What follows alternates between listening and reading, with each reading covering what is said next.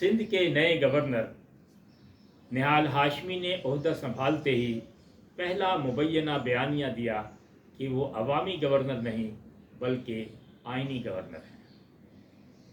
दानिश्वर सोच रहे हैं कि अवामी गवर्नर गोया गैर आइनी हुआ और आइनी गवर्नर गैर अवामी हुआ। फिर निहाल हाशमी साहब ने एक और बयान दाग दिया कि गवर्नर हाउस कचरा कुंडी बनकर रह गया है।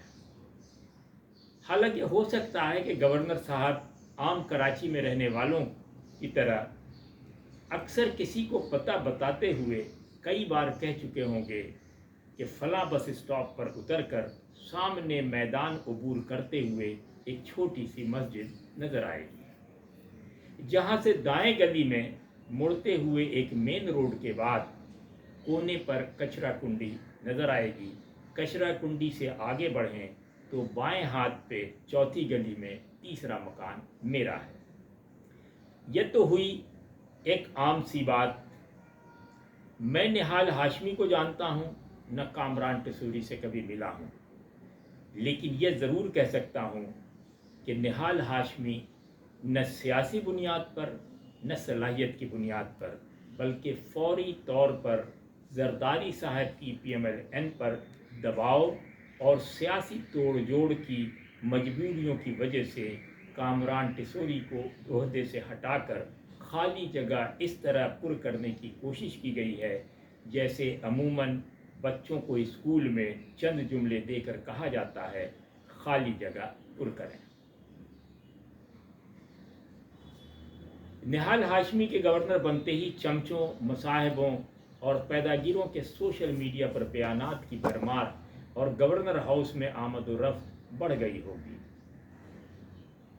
यह रवायत भी आम है कि आसिफ अली जरदारी को कामरान टिसूरी की मकबूलियत और कराची को अलहदा सूबा बनाने के हवाले से मुसलसल इसरार ने उलझन पैदा की हुई थी।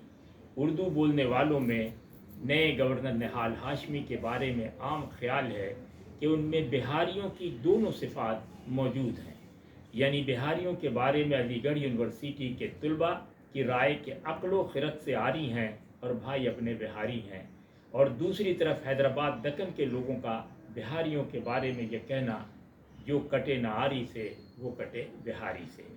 दोनों सिफात बदरजा अतम मौजूद हैं।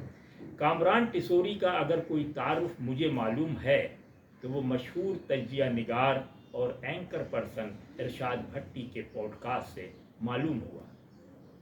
उन्होंने बताया कि कामरान टिसूरी ने अपने 3 साला दौर में गवर्नर हाउस में लाखों अफराद की मदद की, घरों में राशन भिजवाते रहे, नौजवानों में डिजिटल और IT तालीम में मदद की और लामहदूद तादाद में राशन के अलावा हज़ारों को मुलाजमत दिलवाने में हर तरह से मदद की। ये तमाम अखराजात उन्होंने अपनी जेब से अदा किए, कौमी ख़जाने से एक नया धेला भी नहीं दिया। नई मिसाल और बड़ी बात है। मुझे गवर्नर इश्शतुल इबाद बहुत याद आए, जो रात देर गए तक जागते थे और दिन देर तलक सोते थे। सर खुजाने के लिए भी खादमीन की उजरत की अदायगी सरकारी ख़जाने से करवाते थे। अल्लाह उन्हें खुश रखे, आज दुबई में शेखों के साथ आराम से सुकून पजीर हैं। MQM की कराची में आवाज़ सिर्फ बलगम ज़दा खांसी की तरह महदूद रह गई है। उर्दू बोलने वाले सियासी सर्दी में सिकुड़ते सिकुड़ते पुरानी रज़ाई का ढेर रह गए हैं। उर्दू बोलने वालों के पास अब कोई चारा नहीं सिवाय 2 बातों के। पहली यह कि बच्चों को तालीम दें, पेट काट कर दें, लेकिन सिर्फ तालीम पर तवज्जो दें। दूसरी यह है कि हर बच्चे को ज़बरदस्ती सिंधी ज़ुबान लिखना, पढ़ना और बोलना सिखाया जाए। वक्त खुद बता देगा कि इससे बेहतर कोई दूसरी राय उनकी तरक्की के लिए मुमकिन नहीं।